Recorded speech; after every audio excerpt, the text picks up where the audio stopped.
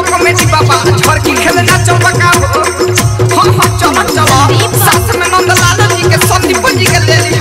बड़ी बढ़िया झरकी गीत गावे आ सबके झुमावे ले चलो हम ना जइबो ननद करैला तू रे बारी में हम ना जइबो ननद करैला तू रे बारी में हम ना जइबो ननद करैला तू रे बारी में हम ना जइबो ननद करैला तू रे बारी में करैला तू रे बारी में अनार फूलवारी में करैला तू रे बारी में अनार फूलवारी में करैला तू रे बारी में अनार फूलवारी में हम ना जइबो ननद करैला तू रे बारी में हम ना जइबो ननद करैला तू रे बारी में हम ना जइबो ननद करैला तू रे बारी में हम ना जइबो ननद करैला तू रे बारी में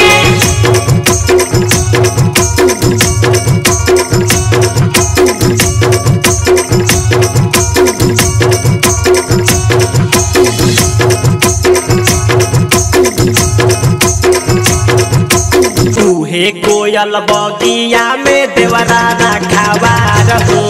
उहे कोयल बगिया में देवरा रखावा रहो उहे कोयल बगिया में देवरा रखावा रहो उहे कोयल बगिया में देवरा रखावा रहो उहे कोयल बगिया में देवरा रखावा रहो उहे कोयल बगिया में देवरा रखावा रहो बहे पुरवैया देवरवाया रे आड़ी में बहे पुरवैया देवरवाया रे आड़ी में हम ना जइबो ननद करैला तू रे बारी में हम ना जइबो ननद करैला तू रे बारी में हम ना जइबो ननद करैला तू रे बारी में हम ना जइबो ननद करैला तू रे बारी में संदीप बाबू तिलो की रिकॉर्डिंग स्टूडियो छानालाल उहे कोयल बगिया में भसुरा रखावा रहो उहे कोयल बगिया में भसुरा रखावा रहो उहे कोयल बगिया में भसुरा रखावा रहो उहे कोयल बगिया में भसुरा रखावा रहो उहे कोयल बगिया में भसुरा रखावा रहो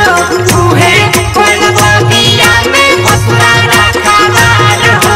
बहे पुरवैया भसुरवाया रे घारी में बहे पुरवैया भसुरवाया रे घारी में हम ना जइबो ननद करैला तू रे बारी में हम ना जइबो ननद करैला तू रे बारी में हम ना जइबो ननद करैला तू रे बारी में हम ना जइबो ननद करैला तू रे बारी में गाओ मुन्ना जितेंद्र लालो पतरन कहां बारो हां बारे में तो घरे ला से काम करी जाके उनकरा के बुला के लिया उनकरा बिना मजे नहीं खियाव हां सही कहला ठीक बा जाता नहीं उहे कोयल बगिया में ससुरा रखावा रहो उहे कोयल बगिया में ससुरा रखावा रहो उहे कोयल बगिया में ससुरा रखावा रहो उहे कोयल बगिया में ससुरा रखावा रहो उहे कोयल बगिया में ससुरा रखावा रहो उहे कोयल बगिया में ससुरा रखावा रहो